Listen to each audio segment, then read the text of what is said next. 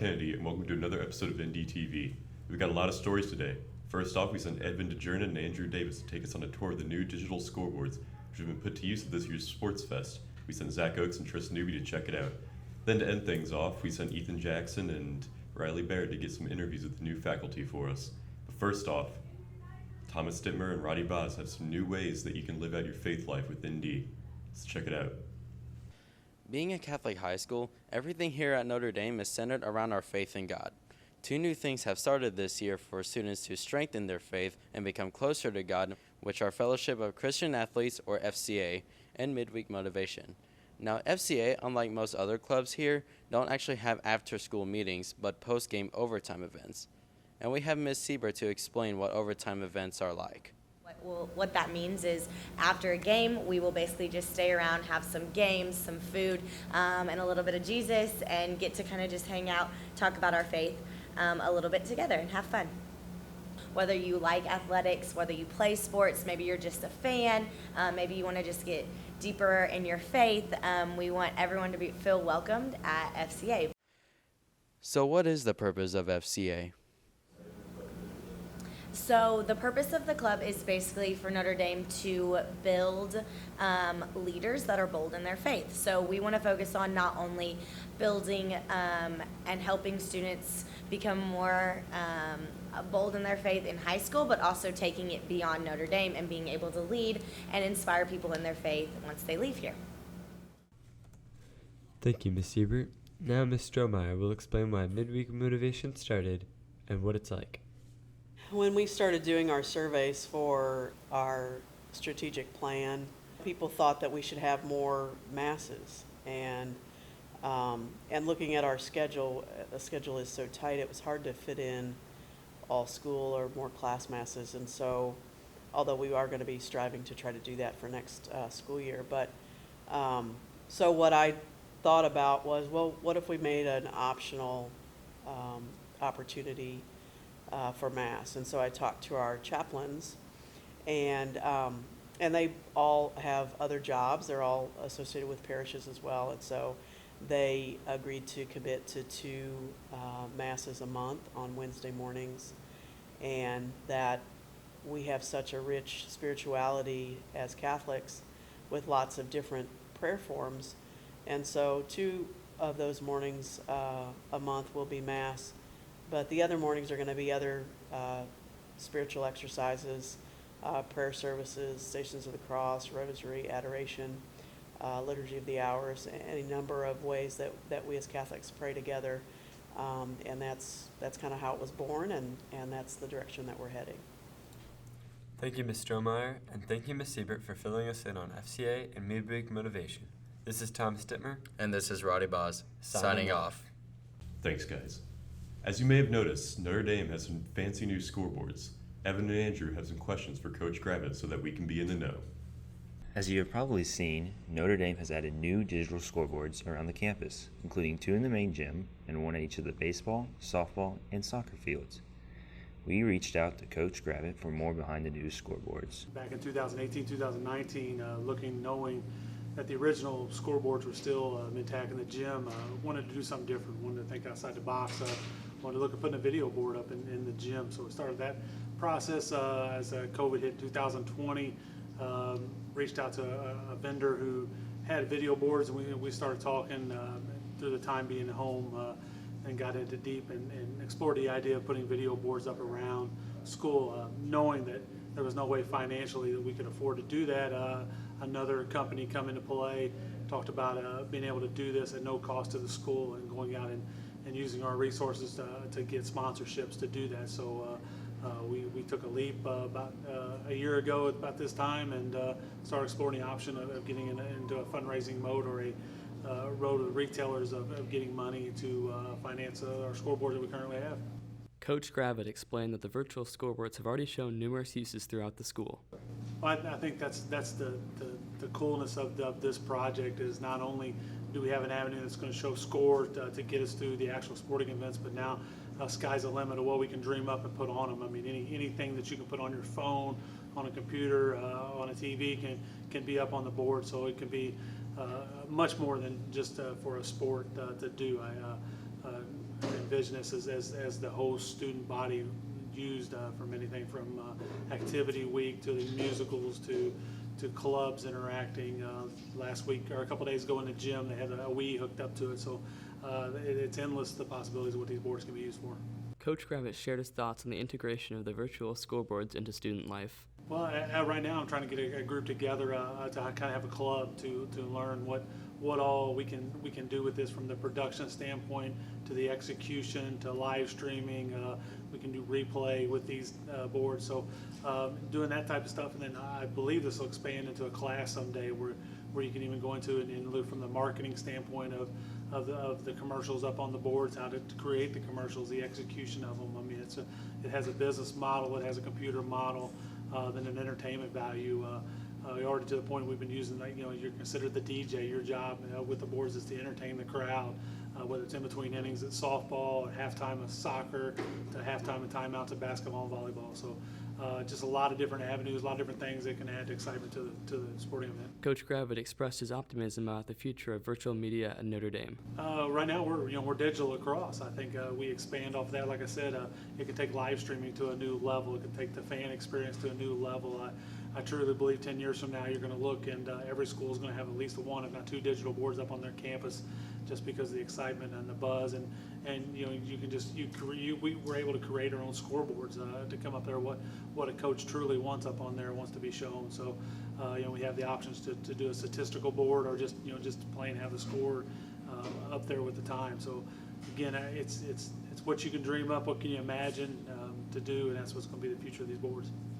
It seems like we'll have plenty of excitement from these new digital scoreboards. For Evan DeJernet, I'm Andrew Davis, signing off. Those new scoreboards have been put to good use at this year's Sports Fest, which Zach Oakes and Tristan Doobie have checked out for us. To kick off Sports Fest on September 1st, Notre Dame held a pep assembly after classes that day. During this assembly, all fall sports teams were introduced and congratulated by the student body. Paige Compardo and Emma Steinley announced the first FCA meeting, and our new teacher, Mrs. Steinley, revealed the production that Notre Dame will be putting on for the spring musical, The Little Mermaid. This Sports Fest, the softball team had a great start to the season, going 5-0. We met with a few of the players, along with the coach, to see their outlook on the season. How does it feel to play in your last Sports Fest? I mean, I'm honestly kind of sad because, it's my last year, so, yeah. How have you feel like you've grown through your sport? Freshman year, I started off really bad, didn't play at all, kind of sucked. But, I developed, got better, and, yeah. How does it feel being a leader on the team? It feels great. I love the freshmen and I love the sophomores, and they're amazing and they bring so much positivity to the team. How have you grown from being a freshman to a senior? I'm a lot more confident and I'm not as scared, and I'm happier to voice my opinion. How do you feel that the seniors have grown throughout their time with you? Number one, they're a very talented group, and they've matured into a close-knit unit. They know how to play, they know how to win, they know what it takes to win. And I look for big things just like we played here in these few games we played now, so they're doing what we're expecting. What is your outlook on the season coming up? We're a good team.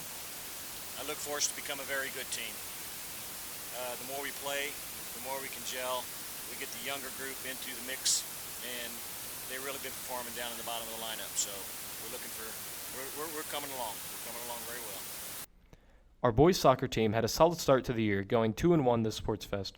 We spoke with some of our senior players to see how they were adjusting to their new roles. So, Davis, whether it be the pep rallies and the multiple games that we have throughout Sports Fest, do you have any key aspects, or what's your favorite aspect about Sports Fest? I'd have to say all the student body coming together to support multiple sports, and it's just great to see the whole student body together out here having a good time. So, Davis, throughout that game you just played, great game by the way, were there any key moments in that game that really stuck out to you? I would just say our ability to possess the ball and break them down. We couldn't force it up the middle because they were playing defensively, but eventually we wore them down and we got a couple to go in. All right, Davis. Well, great game out there tonight, bud. Thanks for having you. So, Hayes, great game, by the way, tonight. What is it like for you finally being one of those senior leaders on the team? It's honestly a little scary because, we're the top dogs now. We have control of everything, so it's pretty nerve-wracking because we're the examples now. We got to set the examples. We got to be positive, even if we make a mistake, our heads have to be up, and we just got to keep pushing and strive for that end goal. Yeah, so Hayes, obviously big crowd out here tonight with Sports Fest and a Friday night game. What is it like as a player having that positive crowd out there? It's honestly really nice. I think our team could do anything with a positive crowd behind us, and games are different when we're home and when we're away. When we're home, when we got people hyping us up, keeping us going, it's a complete different ball game out there, and we just appreciate everybody. We love Blue Crew, baby. Keep hopping out! The fan perspective is a huge aspect of sports here at Notre Dame, so we met with a few of the Blue Crew leaders to get their take on the games. How does it feel being a senior this year, leading the Blue Crew? It feels good, like trying to get the underclassmen energized and excited for all the games. As much as excited as I was whenever I was an underclassman to get here and to lead everybody, and it's just fun. What is your favorite theme for Blue Crew? Blackout, because it's just cool, and USA is fun too.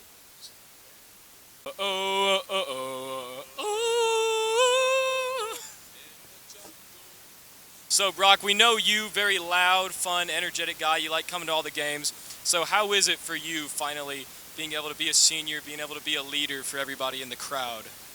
Well, I've been coming to all these soccer games ever since I was a freshman, and I remember watching all the seniors get everyone excited and getting the crowd into the game. So I'm glad it's finally my turn to get everybody into the game. So, Brock, whether it be the pep assemblies or the multiple games we've had so far this week, what for you is your favorite part of Sports Fest? Well, pretty much all of it. I mean, it starts on Thursday when we have that fun pep rally. Then we get out of it. We get to come here, watch some softball and soccer. And then today, on Friday, we have more softball start off. And then we come out here, throw our colors up in the air. Then we all get hyped for soccer again. From start to finish, Sports Fest 2022 was an absolute blast. Congratulations to our sports teams over the weekend. For Zach Oakes, I'm Tristan Doobie. Signing off for now. Have a blessed day. Notre Dame has some new faces in the faculty department. Ethan and Riley have asked them a couple questions so we can get to know them better. Over to them. Hello, Notre Dame. Today we're going to be interviewing the new faculty and staff at the school. That includes Ms. Steinley, Ms. Wibbenmeyer, and Mr. Burford. Let's check them out and see what they think about the school, and let's see what they have to say about themselves. Where did you attend high school? I attended high school at Richland High School in Essex, Missouri. A 1996 graduate of Notre Dame High School. I attended high school here at Notre Dame. Why did you decide to start teaching? I think I always wanted to be a teacher, but when I went to college, I felt like I got pressured into doing something that was, more important than teaching. And I spent all of college and probably a decade after college kind of not knowing what I wanted to do. One day I just decided, you know what, I think I should have been a teacher all along, and that's what happened. Teaching, it's always something that I had an interest in. I was not the best student, but I liked school, and to be able to come back into this environment in a position where every day is different, there's always a surprise, and just have the opportunity to help out. Back in college, I changed my major like 4 times. So when I first went to college, I declared my major as like health occupations because I thought I wanted to go into physical therapy or occupational therapy. I was in the nursing program. I did all the really hard classes there. And then I decided that wasn't for me, and I didn't want to sit in a hospital 24/7 the rest of my life. So I thought back of what I loved about high school, and I always loved Mrs. Davis's classes. So I chose to become a family and consumer sciences teacher. What do you think about teaching here at Notre Dame? I love it. It's kind of the craziest place I've ever worked. It's hard to plan as a teacher what your semester is going to look like, and I've had to just throw out those plans several times because there's just so much going on, and the scheduling is weird, but it's been a really fun adventure.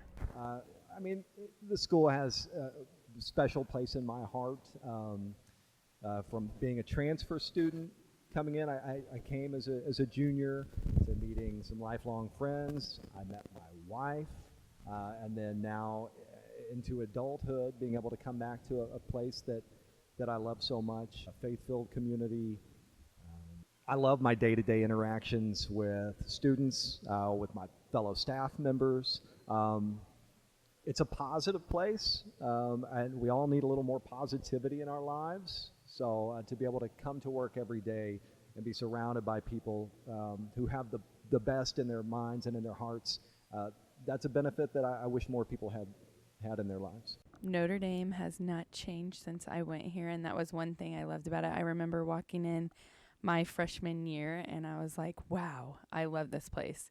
And I got home, and I was like, I can't wait to go back tomorrow.